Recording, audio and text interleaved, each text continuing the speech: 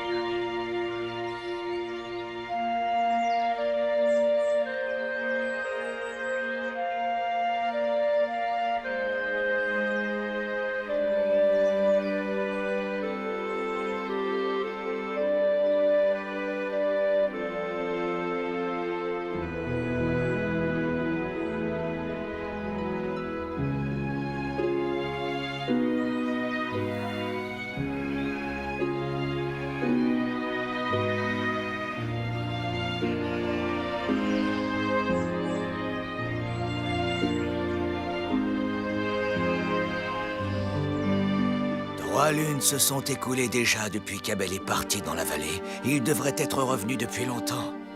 Je suis inquiet. Les neiges ont complètement fondu. Même sur les sommets, son troupeau pourrait paître tranquillement ici.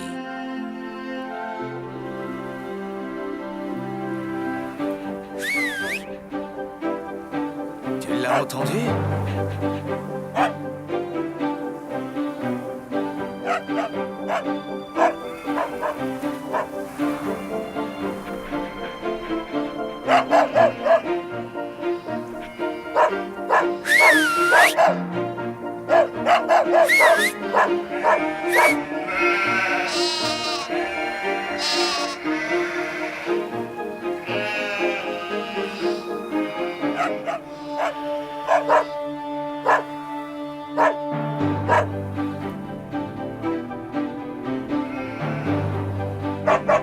Abel est revenu, je te rends grâce au Seigneur.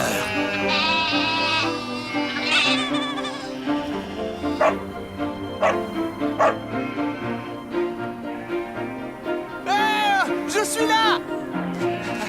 Père!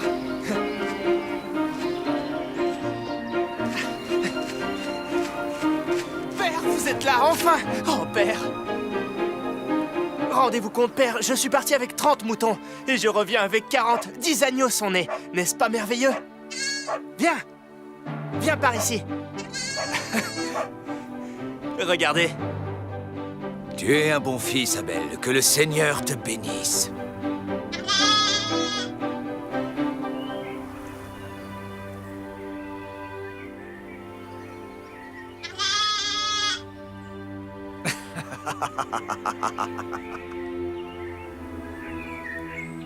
Allez, va retrouver ta mère.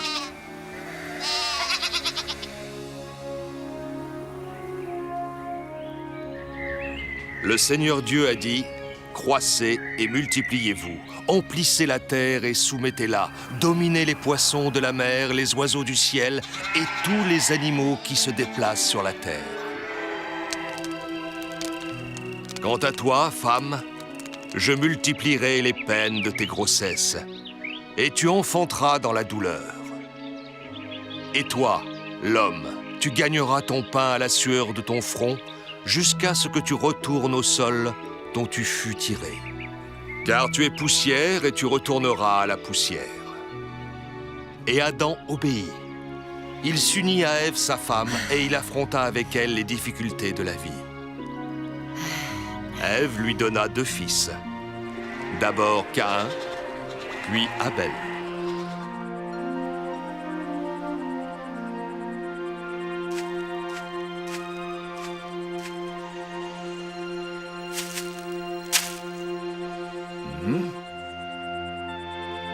Caïn était un paysan qui cultivait la terre. Abel était un berger. Mère, vous êtes fatiguée. Laissez-nous faire la cuisine. Merci, mes filles, vous êtes si attentionnées.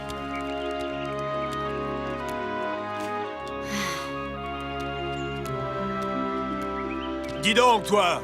Je t'ai déjà dit 1000 fois de ne pas traverser mes champs. Quoi? Occupe-toi de tes moutons et évite mon blé. Même si tu dois marcher 2 fois plus, ne passe pas dans mes champs. Caïn, tu as perdu la tête. Tu n'as pas entendu la voix de notre père qui vient de nous appeler?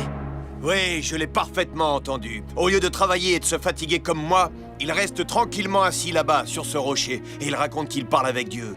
Ce que j'aimerais savoir, moi, c'est si Dieu l'écoute, lui. Est-ce que Dieu lui répond? C'est ça que j'appelle avoir une conversation avec quelqu'un. Mais en fait, il est devenu paresseux depuis qu'il a 2 fils qui font tout le travail à sa place. C'est un prétexte pour ne rien faire. Abel! Venez, mes fils. Il est temps de préparer nos offrandes au Seigneur notre Dieu. Très bien. Passe cette fois-ci. Mais la prochaine fois que je te surprends dans mes champs, je te tuerai. Tu es prévenu.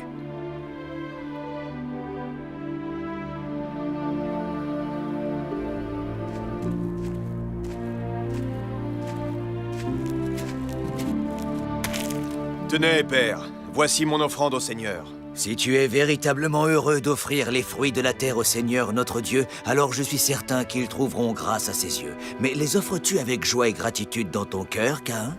Évidemment que je suis heureux de les offrir au Seigneur, même si j'ai dû faire de gros efforts pour les apporter jusqu'ici. J'aurais préféré rester à la maison et me reposer. Le travail au champ toute la journée est épuisant.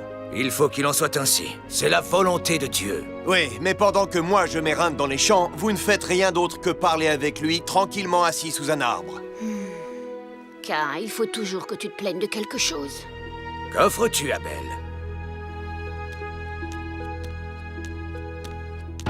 Le premier-né de mes agneaux. Que le Seigneur l'agrée. Il acceptera ton offrande si elle est faite avec joie et gratitude. Le Seigneur peut lire dans mon cœur, Père. Il sait qu'il déborde de joie et de gratitude envers lui. Béni soit le Seigneur Tout-Puissant. Béni soit le Seigneur sur la terre comme au ciel. Partout et toujours. Que son nom soit béni. Qu'il soit béni. Ô Seigneur, nous te supplions d'accepter nos offrandes, les fruits de notre labeur que nous t'offrons avec gratitude pour tout ton amour. Où est Caïn? Encore au travail. Cela plaira au Seigneur.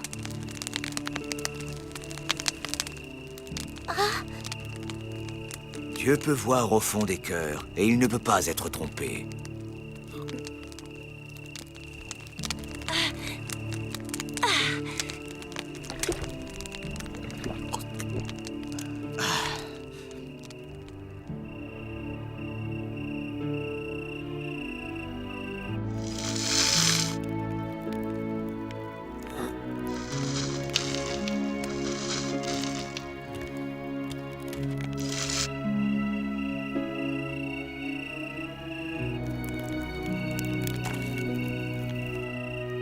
Caïn, mon fils, es-tu là?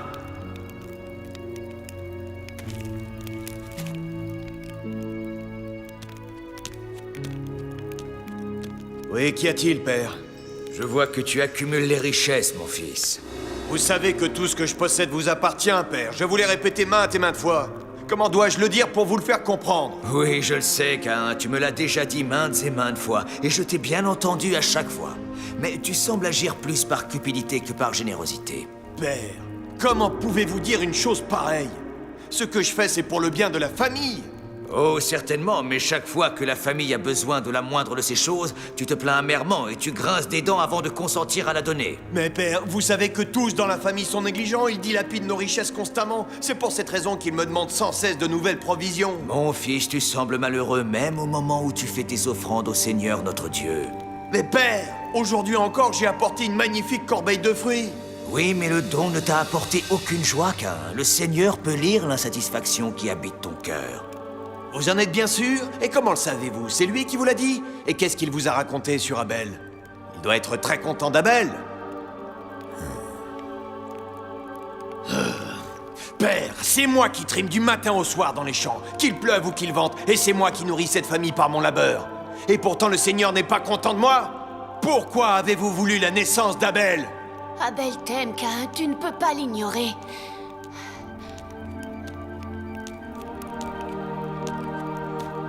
Il loue sans cesse ton travail dans les champs.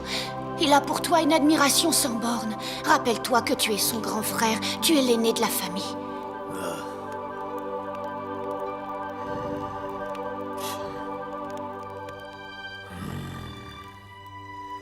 Ne craignez rien, je ferai toujours ce que vous m'ordonnerez. C'est la volonté de Dieu. Je suis heureux d'entendre tes paroles, mon fils. Bonne nuit. Que Dieu l'aide à tenir la promesse qu'il vient de faire.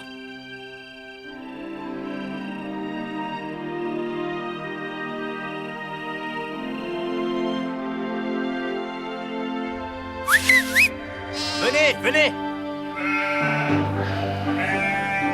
Venez les moutons! Allez, nous allons sur le pré en haut de la colline. Rassemble le troupeau. Allez! Allez! On avance, allons-y! C'est bien.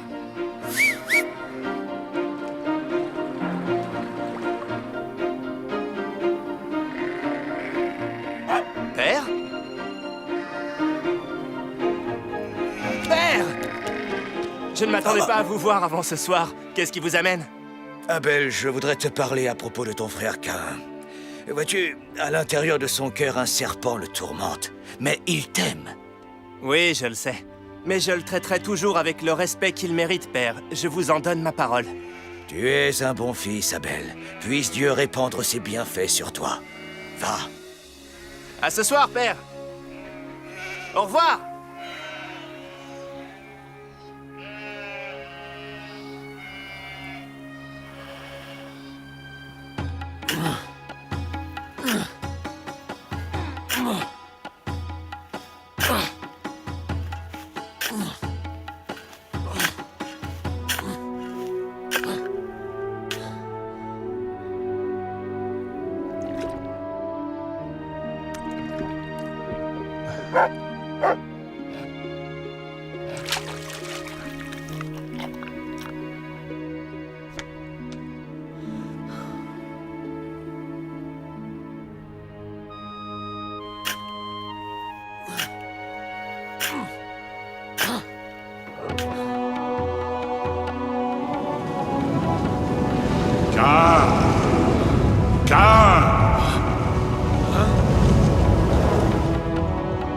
Qui es-tu?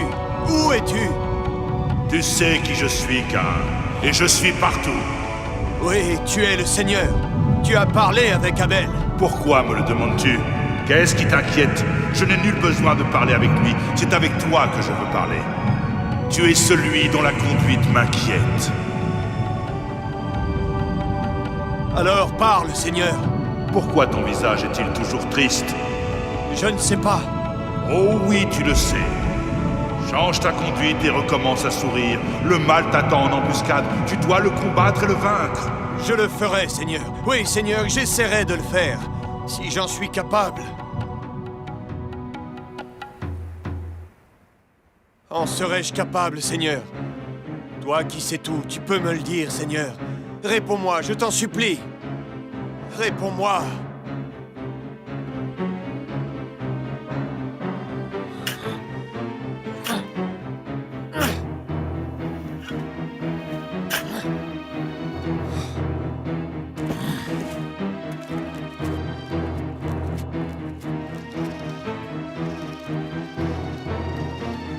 ça en tournant.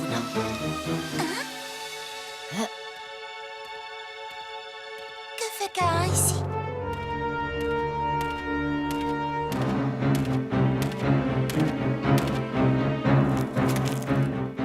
Il a l'air très en colère. Où est Abel? Nous ne l'avons pas vu, Caïn.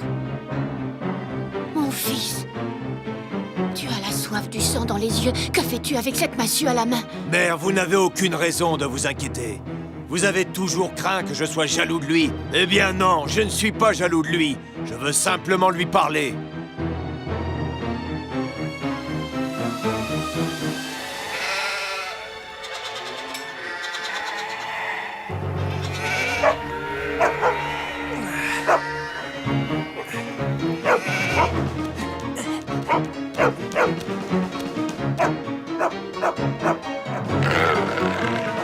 Laisse-la tranquille!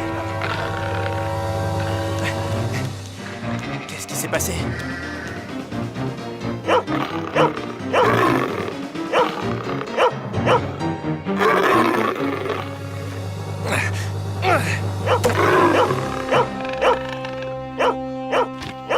Allez, file!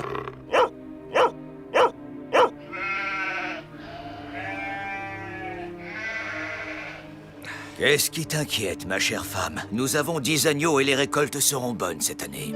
Caïn est passé il y a un instant. Et alors?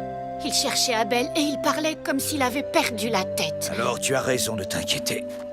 Je vais aller le chercher.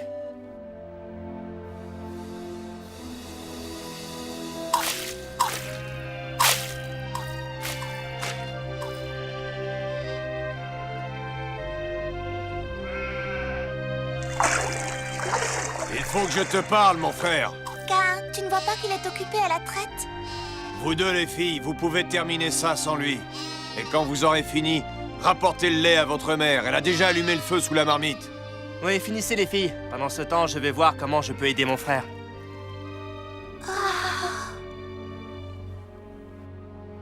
Pourquoi est-ce que tu es venu me chercher, Caïn? Parce que j'ai entendu un agneau bêler au milieu de mon champ de blé. C'est sans doute un des tiens. Vaudrait mieux que ce soit toi qui le trouve, parce que si c'est moi, je ferai un feu et je le retirerai sur place. Tu cherches par là, et moi j'irai par ici.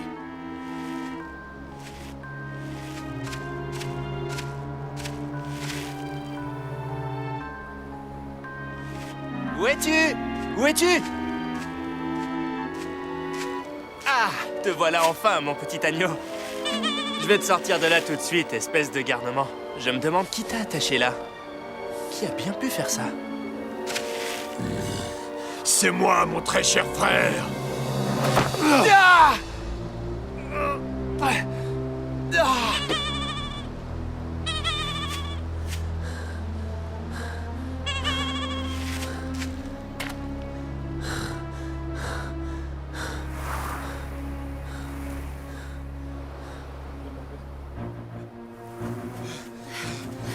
Caïn! Abel! Où êtes-vous? Il n'y a personne ici. Je crois qu'il faut que je m'assoie un instant, ensuite nous rentrerons à la maison. Ils finiront bien par rentrer. C'est un des agneaux d'Abel.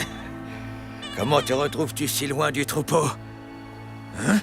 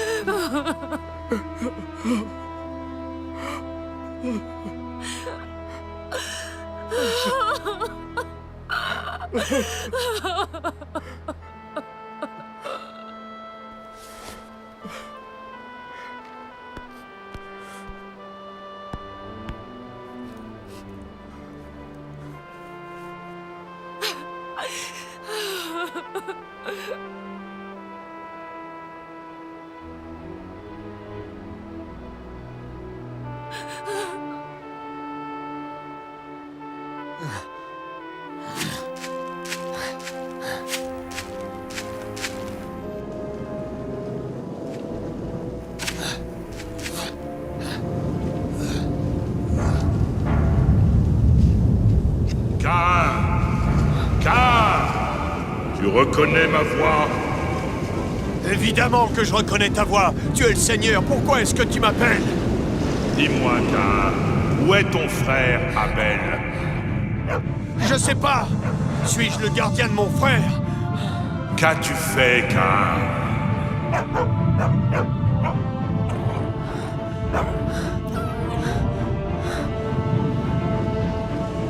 Tu ne peux pas fuir, Caïn. Écoute le sang de ton frère crier vers moi depuis le sol. Je l'entends. Sois maudit, Caïn. Fuis le sol qui par ta main a bu le sang de ton frère. Tu es maudit par le sang de ton frère. Si tu cultives la terre, elle ne te donnera plus ses fruits. Et toi, tu seras pour toujours un fugitif parcourant la terre. Oui, Seigneur, j'ai tué mon frère. Ne m'abandonne pas. Je suis là, Caïn. Je suis trop coupable pour espérer ton pardon. Tu me bannis aujourd'hui de mes terres fertiles, et je devrais me cacher loin de toi. Je suis terrifié, ô Seigneur. Je vais devenir un fugitif errant sur la terre, maudit et méprisé, et le premier venu me tuera.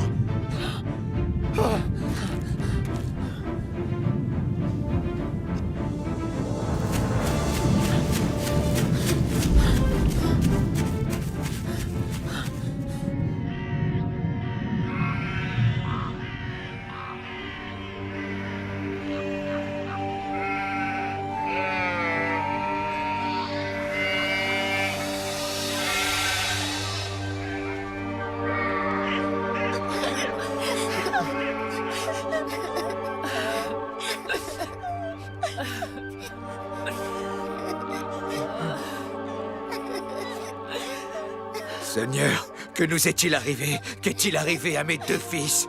Aide-moi à comprendre ce que seul je ne peux comprendre. Seigneur!